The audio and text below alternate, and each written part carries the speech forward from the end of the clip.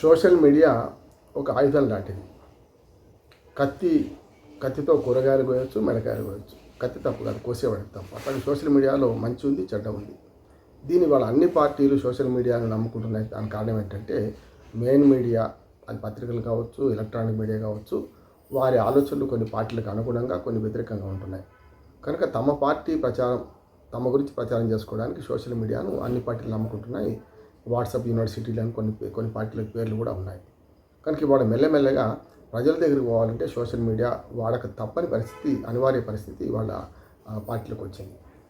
ఒక తమిళనాడే కాదు, మొదటి నుంచి కూడా చాలా వరకు ఇవాళ గత 10-12 ఏళ్ళుగా ఇది చాలా పెద్ద ఎత్తున ప్రచురం పొందింది. ముఖ్యంగా బీజేపీ దాన్ని బాగా వాడుకున్నదని ప్రచారంలో ఉంది. అందుకనే వాట్సాప్ మన యూనివర్సిటీ బీజేపీది అని అంటుంటారు ఎప్పటికి కూడా.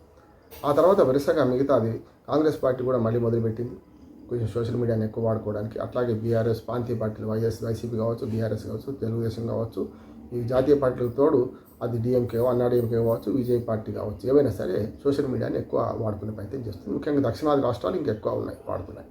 దీనికి కారణం ఏంటంటే డిజిటల్ విప్లవం వచ్చిన తర్వాత ఇవాళ మనీ ట్రాన్సాక్షన్ అన్నీ కూడా ఆల్మోస్ట్ ఆల్ చిన్న చిల్లర వ్యాపారస్తులు కూడా యూపీఐ చెల్లింపులు చేస్తున్నారు. అట్లాగే ప్రతి వాళ్ళ దగ్గర ఆండ్రాయిడ్ ఫోన్స్ ఉంటున్నాయి. పశువుల కాపరి దగ్గర కూడా ఆండ్రాయిడ్ ఫోన్స్ ఉన్నాయి. రీల్స్ అవన్నీ చూస్తున్నారు.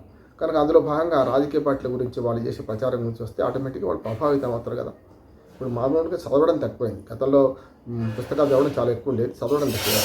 ఏదైనా విషయం నేర్చుకోవాలంటే అప్పటికప్పుడు దానికోసం వేరే వెతకాల్సిన అవసరం లేదు. సోషల్ మీడియాలో చూసుకున్నా, లేకపోతే మనకు ఆండ్రాయిడ్ ఫోన్లో మనం వెతికితే నిమిషాలలో పరిష్కారం దొరుకుతుంది. ఒక తాళం పడిపోయింది, దాన్ని ఎట్లా తీయాలంటే తక్కువ తాళం తీయడానికి మార్గాలన్నీ 100 చెప్తుంది అది సోషల్ మీడియాలో. అట్లాగే రాజకీయ పార్టీల గురించి తెలుసుకోవాలన్న వాళ్ళ విధానాలు తప్పైనా ఒప్పైనా వాళ్ళు ప్రచారం చేసుకోదలుచుకుంటే వాళ్ళ ప్రచార సాధనాలుగా ఈ సోషల్ మీడియా పనికొస్తుంది. దానివల్లనే మొత్తం మీద అందరూ కూడా సోషల్ మీడియా అకౌంట్స్ చేర్పించుకుంటున్నారు, లక్షలాది మందిని చేర్పించుకుంటున్నారు. లైక్స్ వచ్చినా కొద్దీ ఇంకా పెంచుకుంటూ పోతున్నారు. దీనిలో వాళ్ళ విధానాలు తప్పైనా సరే దాన్ని ప్రచారం చేసుకోవడానికి వేదిక అయింది. అదే కనుక మెయిన్ మీడియాలో వాళ్ళు అనుకునేవన్నీ రాయడం కష్టం అవుతుంది. దాని స్పేస్ ప్రాబ్లం ఉంటుంది. లేకపోతే మనకు ఎలక్ట్రానిక్ మీడియాలో అయితే రకరకాల ఇబ్బందులు ఉన్నాయి. కనుక దీని కాకుండా ఎవరికి వాళ్ళు చిన్న రీల్స్ ద్వారా, ఇంకోటి ఏంటంటే పెద్ద వార్తలు మొత్తం అరగంటలు గంటలు చూసే ఓపిక కూడా ప్రజలకు తక్కువైంది. చదవడం తక్కువైంది, అట్లా చూడడం కూడా తక్కువైంది. కనుక మెల్లగా ఏం చేస్తున్నారంటే సాధ్యమైనంత వరకు ఒక 3 నిమిషాలు 2 నిమిషాలు మించకూడదు. కొన్నిసార్లు అయితే సెకండ్లే, 50 సెకండ్లు, 40 సెకండ్లు, 30 సెకండ్లలో మనం చెప్పదలుచుకున్న విషయాన్ని సూటిగా చెప్పేందుకు కూడా ఈ సోషల్ మీడియా బాగా పనికొస్తుంది. సోషల్ మీడియాలో అవాకులు చవాకులు, అది ఫ్యాక్ట్ చెక్ చేసుకోకుండా కొన్ని ఆరోపణలు, ప్రత్యారోపణలు చూస్తున్నాం. కొన్ని అబద్ధాలు, అసత్యాలు, అర్ధసత్యాలు చూస్తున్నాం. ఇవన్నీ గమనిస్తుంటే సబ్కా సున్నా అప్నా కర్నా అన్నట్టు ప్రజలు కూడా ఏం చేస్తారంటే అన్నీ వింటున్నారు, అన్నీ చూస్తున్నారు, ఏది కరెక్టో తెలుసుకుంటున్నారు. కనుక ఇవన్నీ ఉన్నది ఒక ఎత్తు అయితే సామాజిక పరిస్థితులలో మార్పు లేకుండా ఒక పార్టీ గెలుస్తుంది, ఒక పార్టీ ఓడుతుందంటే దాని కారణాలు వేరుగా ఉంటాయి. ఓన్లీ సోషల్ మీడియా ఒక్కటి మాత్రం నమ్ముకుంటే లాభం లేదు. ఉదాహరణకు తమిళనాడులో విజయ్ గెలిచిందంటే కేవలం సోషల్ మీడియా నమ్ముకుంటే గెలిచిందా? కాదు కదా. 2 సాంప్రదాయ పార్టీలు, డిఎంకే, అన్నాడీఎంకే, మిత్రపక్షాలుగా అటు కాంగ్రెస్, ఇటు బీజేపీ, 2 జాతీయ పక్షాలు, 2 ప్రాంతీయ పక్షాలు ఇప్పటిదాకా ప్రజలు మోసం చేస్తున్నాయి. వాళ్ళు అనుకుంది సాధించుకుంటారు కనుక ఇది కరెక్ట్ కాదనుకున్నారు. ఒకసారి కొత్త పార్టీని గెలిపిద్దాం అనుకున్నారు, అక్కడ గెలిపించారు. సోషల్ మీడియా ప్రభావం ఉన్నా కూడా ఈ ఫ్యాక్టర్ బాగా పనిచేసింది తమిళనాడులో అంటున్నాను. అట్లా పశ్చిమ బెంగాల్లో కూడా అంతే. 2 జాతీయ పార్టీలు, మన కమ్యూనిస్టులు కానీ కాంగ్రెస్ విఫలమైనవి. ఆ తర్వాత బీజేపీ వర్సెస్ ప్రాంతీయ పార్టీ అయింది. బీజేపీ వర్సెస్ ప్రాంతీయ పార్టీ ఉన్నప్పుడు ఏం చేసిండ్రు?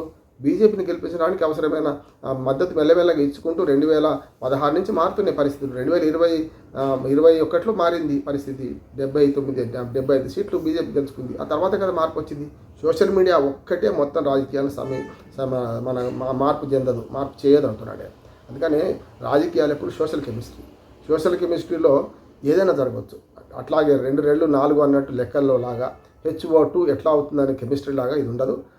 సోషల్ కెమిస్ట్రీలో ప్రజల మనోభావాలు, ఆ రోజుకున్న పరిస్థితులు ఇవన్నీ కలిపితే వస్తాయి తప్ప కేవలం సోషల్ మీడియా గట్టిగా ఒక్కదాన్ని నమ్ముకుంటే మేము గెలిచేస్తామంటే అంతకంటే అబద్ధం ఇంకోటి ఏం లేదు. సోషల్ మీడియా కూడా ఒక టూల్గా ఉపయోగపడుతుంది. కాకపోతే ఆ తర్వాత ఆ రాష్ట్రంలో, ఆ దేశంలో, లేకుంటే మున్సిపాలిటీలో, ఆ వార్డులో అక్కడి స్థానిక పరిస్థితులు, వాళ్ళకు వచ్చే ఊపు, ఆ రాజకీయ పార్టీలకు అప్పుడు వచ్చే స్పందన, ఇవన్నీ కలిపితే రాజకీయాల మార్పు వస్తుంది తప్ప సోషల్ మీడియా అద్భుతంగా అబద్ధాలు ప్రచారం చేస్తే మేము గెలుస్తామంటే గెలవరు. అబద్ధానికి వ్యతిరేకంగా మళ్ళీ సత్యం ప్రచారం చేస్తూ ఉంటాడు కదా. వాళ్ళ సత్యము అసత్యానికి వ్యతిరేకంగా ఇటు పక్కన ప్రచారం చేస్తూ ఉంటాడు కదా. అన్నీ చూసే క్రమంలో ఇవన్నీ కూడా పార్టీ కార్యకర్తల మధ్యన ఉంటుంది, కానీ నిజమైన సామాన్య ప్రజలు ఇప్పుడు కూడా అన్నీ చూస్తారు, చేసే పని చేస్తారు. అందుకనే కాలంబు రాగానే కాటేసి తీర్థమంటారు కదా, కాళోజీ నారాయణరావు గారు అన్నట్టు అన్నీ అందరూ వింటారు, విని తాము చేసే పని తాము చేస్తారు. అందుకని విజయ్ 30 సీట్లు కూడా గెలుచుకోడు, 13 సీట్లు కూడా గెలుచుకోడు అన్నప్పుడు తమిళనాడులో ఏమైంది, 107 సీట్లు అట్లా 108 సీట్లు అట్లా గెలుచుకున్నాడు. కానీ ఇది అంతే, అంతిమ తీర్పరులు ప్రజలే. సోషల్ మీడియా దానికి ఉపకరణం మాత్రమే. ఒక ఉపకరణాన్ని నమ్ముకొని మొత్తం రాజకీయాలు శాసిస్తామంటే ఏ పార్టీతో సాధ్యం కాదు. అది ప్రజలు తిరగబడితే ఎటువంటి పెద్ద పెద్ద పార్టీలు కూడా కొట్టకపోతే మనకు ఉదాహరణ చాలా ఉన్నాయి. దేశంలో కూడా జనతా ప్రభంజనం వచ్చినప్పుడు చూసినాం. అప్పుడు సోషల్ మీడియా లేకపోవచ్చు, కానీ ఆ ప్రభంజనం దేశవ్యాప్తంగా వచ్చింది కదా, ఒక ఆంధ్రప్రదేశ్ తప్ప. ఆంధ్రప్రదేశ్లో మాత్రమే కాంగ్రెస్ గెలిచింది, దేశం అంతా ఓడిపోయింది కాంగ్రెస్. అట్లా మనకు ఇటువంటివి కూడా ఈ సోషల్ మీడియా ఒక రకం చెప్పండి వాళ్ళ పార్టీ ప్రచారాలకు వ్యక్తిగతంగా బాగా పనికొస్తాయి. వ్యక్తిగత ప్రచారం కూడా చేసుకుంటారు. ఒక నాయకుడి వాళ్ళ రాజకీయాల్లో రాణించాలంటే ఏం చేయాల్సి వస్తుంది, ఫస్ట్ సోషల్ మీడియాని చేసుకోవాల్సి వస్తుంది. తన కార్యకర్తలను కూడా కూలీ ఇచ్చి సాదుకోవాల్సి వస్తుంది, పోషించుకోవాల్సి వస్తుంది. ఇవన్నీ చూస్తున్నాం. గతంలో ఇట్లా ఉండకపోయేది. కమ్యూనిస్టులు కానీ బీజేపీ కానీ మామూలు కాంగ్రెస్తో సహా కట్టర్ కార్యకర్తలు ఉండేవాళ్ళు. వాళ్ళ ఇంట్లో తిని వీళ్ళకి పనిచేసేవాళ్ళు. ఇప్పుడు అది లేదు. కార్యకర్తలు సిద్ధాంతం, అసలు నాయకులకి సిద్ధాంత రాహిత్యం వచ్చినప్పుడు సిద్ధాంతం లేకపోయినాక కార్యకర్తలు ఎందుకుంటారు? కనుక ఇప్పుడు సోషల్ మీడియా ఆయుధాన్ని నమ్ముకుంటున్నారు. ఇది ఒక్కటే గెలుపోవటం నిర్ణయించలేదు. ఆనాడికి ఉన్న సామాజిక ఆర్థిక రాజకీయ పరిస్థితులు మాత్రమే ఏ పార్టీ నన్ను గెలిపిస్తాయి, ఏ పార్టీ నన్ను ఓడిస్తాయి.